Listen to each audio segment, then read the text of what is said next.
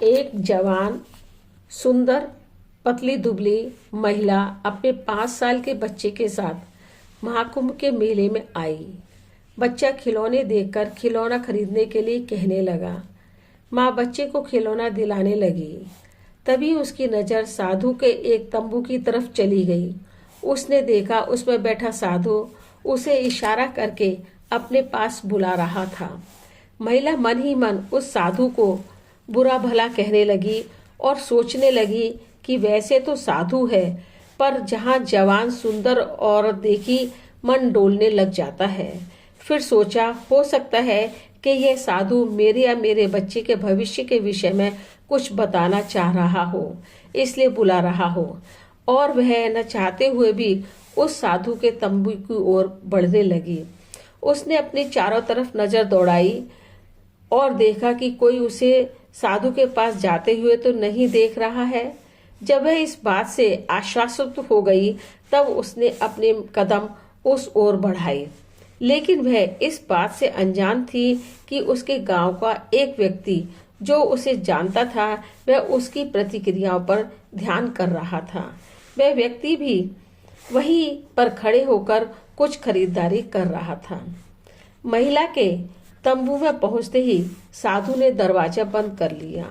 यह सब देखकर वह व्यक्ति आश्चर्य में पड़ गया कि आखिरकार यह क्या हो रहा है, अंदर क्या चल रहा है। इस घटना के पीछे की यथार्थ जानने के लिए कहानी आपके अंत तक जरूर जाए। कन्हैया नाम का एक सुंदर बच्चा था। घर का पहला बच्चा होने के कारण माँ बाप का दुलारा था। उसके 2 छोटे भाई बहन भी थे, परंतु वह सबका दुलारा था। बचपन से ही वह बहुत सीधा साधा था। तीनों भाई बहन बड़े प्यार से रहते थे।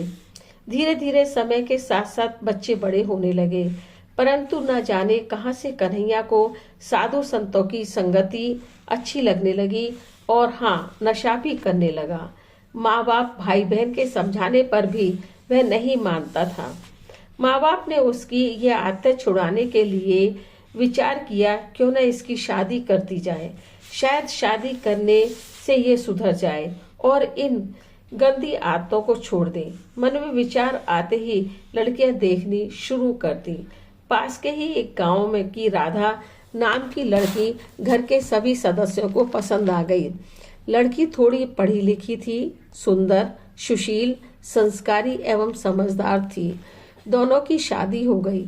राधा अपने सास ससुर की सेवा करती, आदर करती तथा अपने पति की हर इच्छा पूरी करती, सेवा करती और प्यार से उसे समझाती भी थी।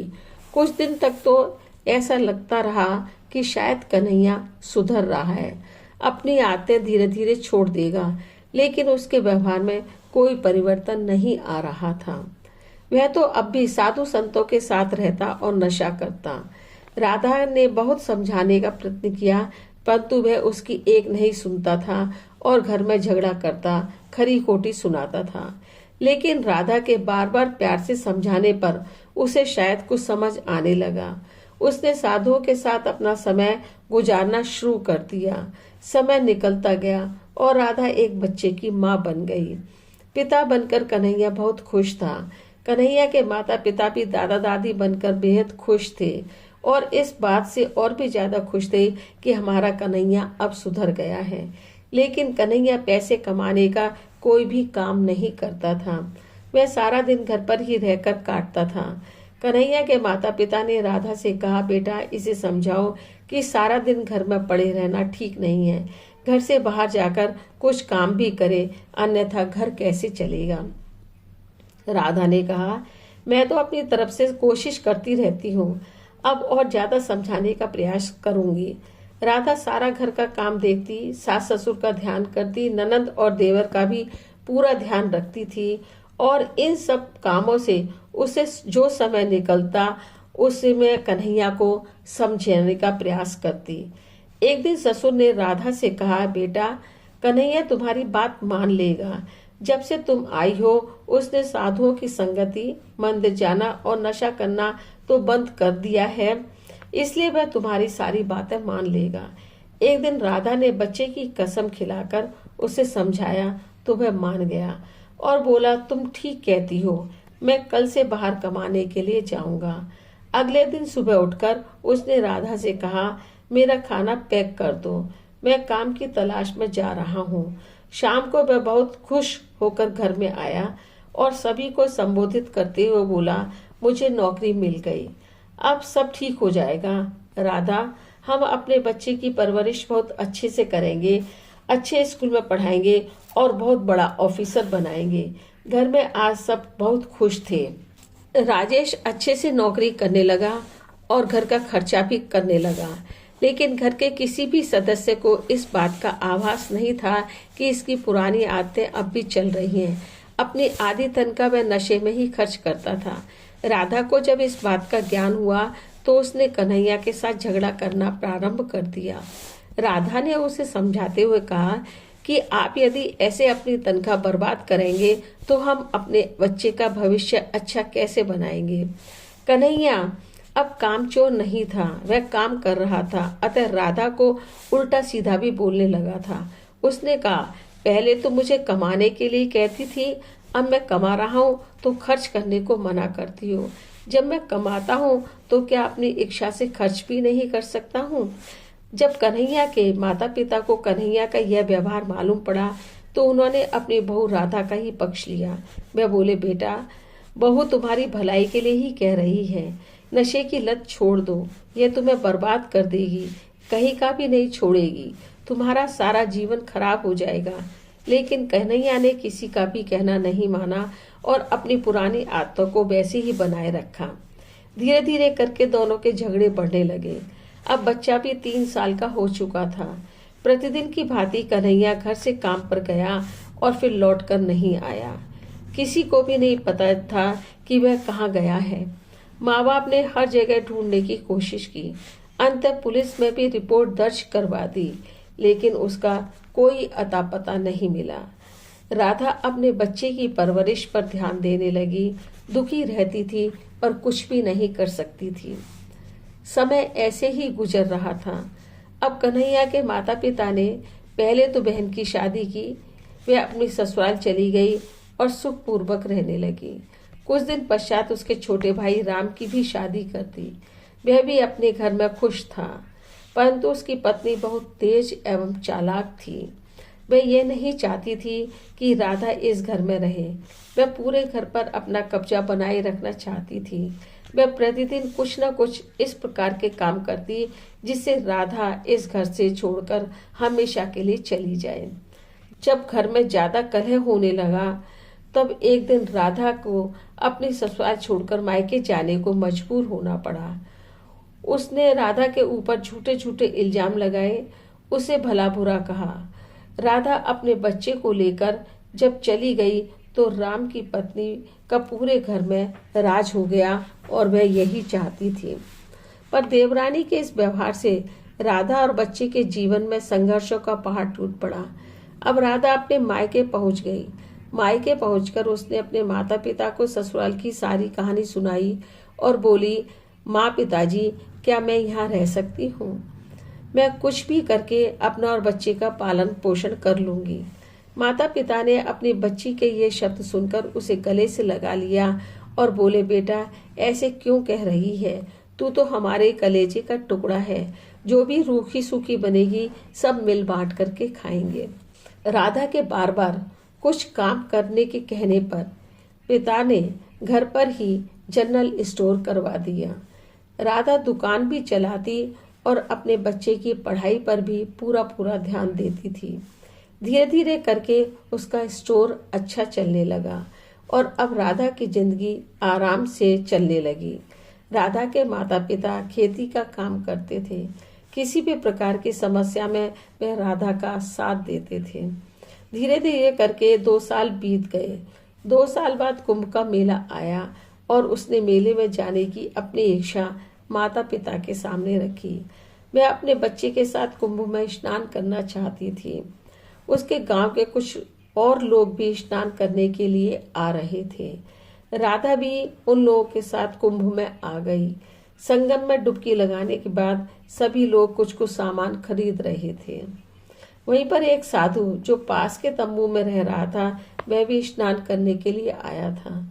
उसने राधा को देखा और उसे देखते ही उसके मुंह के भाव परिवर्तित हो गए। राधा तो अपने बच्चे के साथ सामान खरीदने में व्यस्त थी, परंतु वह साधु लगातार उसे घूरे जा रहा था। राधा को भी ऐसा लगा कि यह साधु उसे घूरकर देखे जा रहा है। राधा ने जब उस साधु की तरफ देखा तो वह इशारा करके अपने पास बुलाने लगा। राधा पहले तो उसके तंबू में जाने में हिचक रही थी, पर फिर उसने सोचा हो सकता है कि यह कोई बड़ा साधु हो जो मेरे और मेरे बच्चे के भविष्य का कुछ बता सके। यही सोचकर वह तंबू में चली गई। तंबू में पहुंचते ही साधु ने कपड़े के पर्दे से दरवाजा बंद कर दिया। तंबू के अंदर राधा, साधु और वह बच्चा थे। यह सब जो घटित हो रहा था उसे राधा के गांव का एक व्यक्ति बड़े ध्यान से देख रहा था। वह सोचने लगा, राधा ऐसे क्यों अंदर गई है? कहीं साधु उसके साथ कुछ गलत तो नहीं कर रहा है? यही सोचकर और हिम्मत करके वह तंबू के अंदर चला गया। जैसे ही वह तंबू के अंदर घुसा, वहां का दृश्य देखकर अचंभित हो गया। उस साधु ने राधा के पैरों को पकड़ रखा था और जोर जोर से फूट फूट कर रो रहा था। राधा की आंखों से भी अविरल आंसू की धारा बह रही थी। यह सब देखकर वह व्यक्ति कुछ भी नहीं समझ पाता है और सोचता है कि आखिर साधु राधा के पैर क्यों पकड़कर रो रहा है। राधा का बच्चा सहमा सा एक तरफ खड़ा यह सब देख रहा था। जैसे ही राधा और साधु ने उस व्यक्ति को देखा, साधु अपने आंसू पोंछता हुआ खड़ा हो जाता है। इसके पश्चात उस व्यक्ति ने साधु से पूछा, तुम कौन हो और यह सब क्या चल रहा है? साधु ने एक गहरी सांस ली और कहा, मेरा नाम कन्हैया है और मैं इसका पति था। मेरी पत्नी ने मुझे बहुत समझाया, परंतु मैं समझ नहीं पाया और गलत आदतों, गलत राह को चुन लिया। घर छोड़ दिया और साधु बनकर इधर उधर भटकने लगा। आज जब मैंने उसे अचानक यहाँ पर देखा तो मेरी सारी पुरानी यादें ताजा हो गईं। मुझे अपनी गलतियाँ याद आ गईं। वह व्यक्ति कन्हैया को कहता है, अच्छा मैं बाहर चलता हूँ, तुम दोनों बात कर लो। कन्हैया ने फिर से राधा के माफ़ी मांगी और कहता है, राधा मुझसे बहुत बड़ी गलती हुई, क्या तुम मुझे माफ़ कर सकती हो और एक मौका और दे सकती हो? जब मैंने यह रास्ता चुना तभी मुझे एहसास होने लगा कि जो कुछ मैं पीछे छोड़कर आया हूँ वह बहुत बड़ा पाप है। मैं अपनी जिम्मेदारियों से मुंह मोड़ रहा हूँ। अब मैं प्रायश्चित करना चाहता हूँ। राधा ने रोते हुए कहा, अगर तुम यह सब समझ गए थे, पहले ही वापस क्यों नहीं आ गए?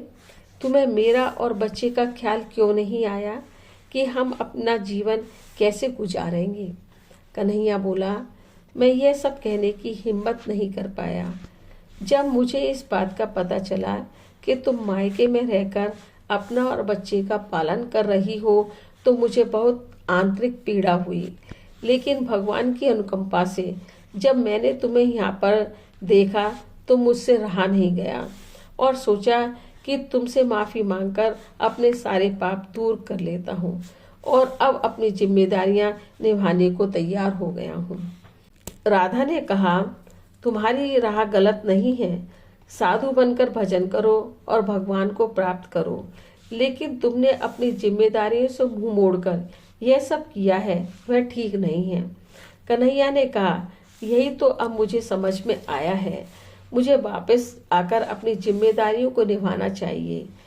राधा ने कहा, अच्छा ठीक है, परंतु मैं अपने माता पिता से बिना पूछे कुछ भी निर्णय नहीं ले सकती हूँ, इसलिए तुम मुझे अपना फ़ोन नंबर दे दो और मेरा ले लो। इतना कहकर राधा वहाँ से बच्चे के साथ चली जाती है। अब कन्हैया उसके फ़ोन का बड़ी बेताबी से इंतजार करता है। राधा ने घर पहुंचकर अपने माता पिता को कुंभ की सारी घटना सुनाई और कहा कि अब वह दोबारा ऐसी कोई गलती नहीं करेगा और माफ़ी भी मांगी है। वह अपना गृहस्थ जीवन जीना चाहता है और यह भी चाहता है कि मैं उसे अपना लूं। राधा के माता पिता सुनकर सोच में पड़ जाते हैं और कहते हैं कि बेटा तुम क्या चाहती हो, हम तुम्हारे साथ हैं, तुम्हारा हर फैसला हमें मंजूर है। अगर उसने अपनी गलती मान ली है तो उसे एक मौका देने में कोई बुराई नहीं है। उसे कहो कि वह आ सकता है।